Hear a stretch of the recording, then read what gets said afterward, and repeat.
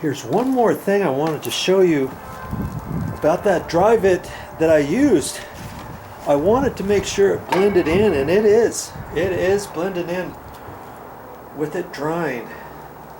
And I'll double check that in the morning after it's 100% dry. And I had some other paint in there that was for this rail, and it's semi-gloss, and also for this flashing here. And that flashing is it's kind of like a satin finish. This here. And I painted that, and I painted this, and it was almost the same color as the stucco. And I went ahead and cut in the stairs and everything. This one, and I used that same paint color, and I wasn't sure if it was going to match. And see, it's a little bit too dark, isn't it? You can see the remnants. Now look on this wall here. I cut in using that same paint along here. You can see all the different areas where I cut in using that darker paint. But on this side, it blended in pretty close. So what does that tell me? That tells me when they added these columns out here and they added these stairs, they didn't get the paint color exactly right, did they? This side here is just slightly a little bit darker, not a whole lot darker, but a little bit. And you see the stucco over here, it's a little bit lighter, isn't it? Or I went in to try to cut in, and I'm like thinking, okay, what do I do? Do I take the same paint out of that same container and paint this little wall here? I might just have to do that, because see, and I don't know if this wall bleached out because of the sun or what, but see this column here?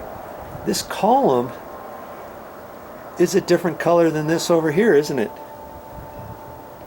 Because what I was going to say is, see, when I put that patch material on, it's the color of these columns pretty much. And if I wanted to, if I didn't have the right color paint, I could take that, drive it to the store, even though it has sand in it, and I could ask the paint store if they could match that up into a gallon of just regular paint, and then I could use that.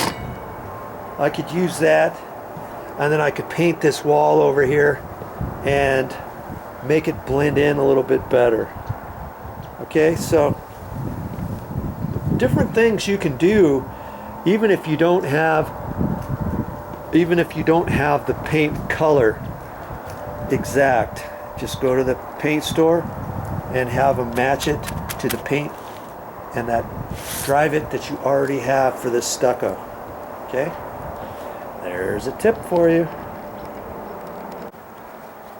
Now in my case, what to do? It looks like it's a little bit lighter for some reason. See, this stucco in here looks just a hair darker, doesn't it?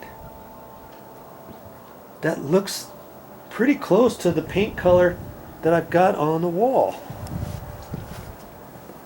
that I put in down there, and that was the same color as that trim. And when I look at that trim up against this, I look at this trim up against the stucco, it's pretty darn close to being the same. So what I'm going to do, I got 3/4 of a gallon left of this trim color. I can use that, and I'm going to go ahead and paint this one wall that color. And I don't know what to do with this column. There's no way I'm going to paint this whole column, I don't think. I mean, that's one thing. I could paint this face all the way up. I'd have to get an extension ladder or something, or I can make a line, paint this here, make a line here, and go across, and then from here down have it all be the same color. and I'll just have to think about what to do with that. There's got to be a place where you've got to stop. You know, you can't go too far. I could, because see, I don't have that paint. And you know what? You know what I'm thinking? That other paint, like the Drive It that was in that other container, it looked just a little bit lighter. I might take some of that and mix some of that up and put on here, and it might be the same color as this here.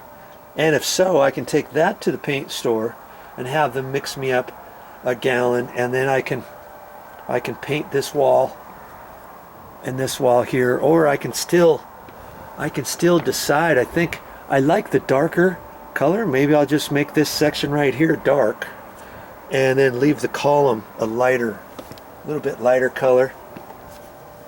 See, it blended in pretty close over here, slightly off. So what I'll do is I'll take that same color and I'll just go up to this edge, and I'll paint this little bit, and then you won't even ever see that. See? You just have to kind of think about the different things you're gonna do, and you'll get her.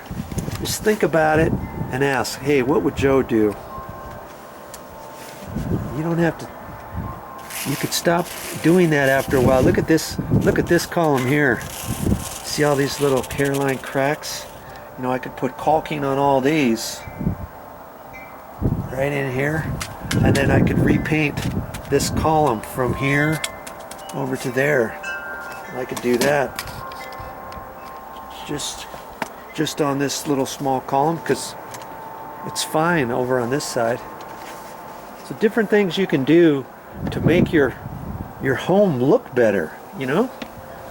Don't let it look all hodgepodge. Don't cut this in and think, no one can see it, it's fine, it'll be fine, I'm not going to do anything with that. No, take pride in what you're doing.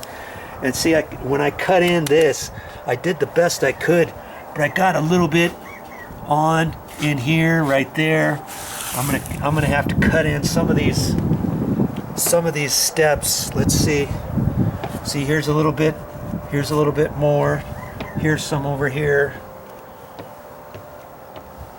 And I tried to cut in the line as best I could on the stucco, but I got just a little on the steps.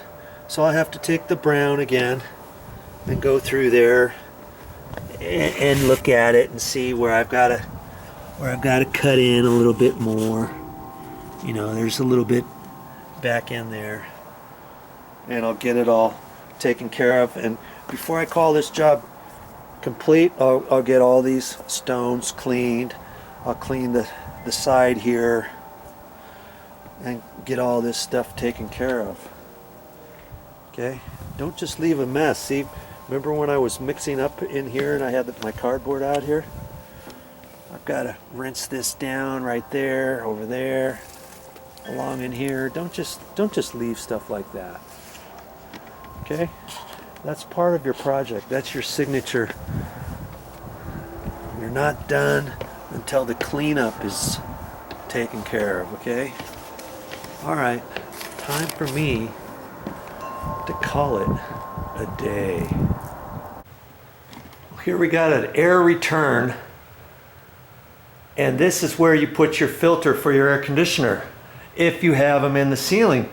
And this crazy one here, every time the heater went off, you could hear it go clunk, and then when you turn when the heater went back on, you would hear it go clunk. And it was because the filter would fall down. Now the air conditioner, the heater just went off, and I don't hear it anymore. You know why? Because I went ahead and replaced it, and it was dirty anyways. It was really super dirty. And I looked at the measurement. This one says 20 by 25 by 1. And so I got a new one, same size, and I thought, okay, it's just barely loose. And so when when the air is not sucking, when the heater's not on or the air conditioner's not on, once you turn it on, it wants to suck the air in the room up. And then you hear that go ka-clunk. And then when you turn it off, when the heater goes off or the air conditioner goes off, you hear this ka-clunk. In the middle of the night, you think, oh, what is that noise? Is somebody coming in? I'd have to tell Mommy, nope, it's just the filter dropping and hitting the grill. And so I got up there, and sure enough, the existing opening is about 3/4 of an inch or 1/2 an inch bigger, wider and longer. And so what do you suppose I got? I got the shipping tape. I got Mommy's shipping tape out. Mommy's tape gun, do not remove. She had this at her work. And now we got it at home. And I pushed it up there. I don't even know, you can't even find a filter the exact size as what that opening is. It's really weird. You can't find one 20.5 by 25.5. It just doesn't happen. So I don't know what the deal was. And so anyways, when I put the new one up there, I took some of her shipping tape and I just pushed it up in there, and then I taped it, and it kind of does like an L shaped deal. And I taped it up there. I pushed it all the way up.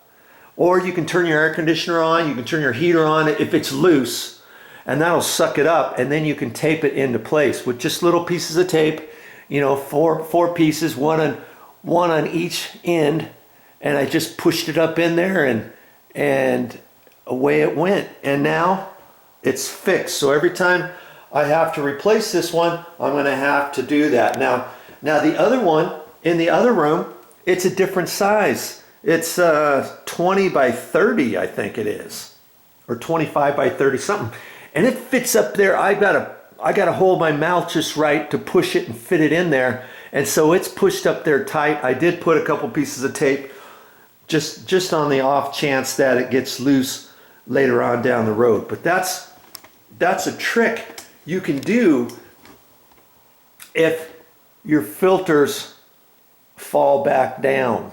Okay, I don't like that noise in the middle of the night. When you hear that, it's just kind of unsettling. So there's a quick way to fix it.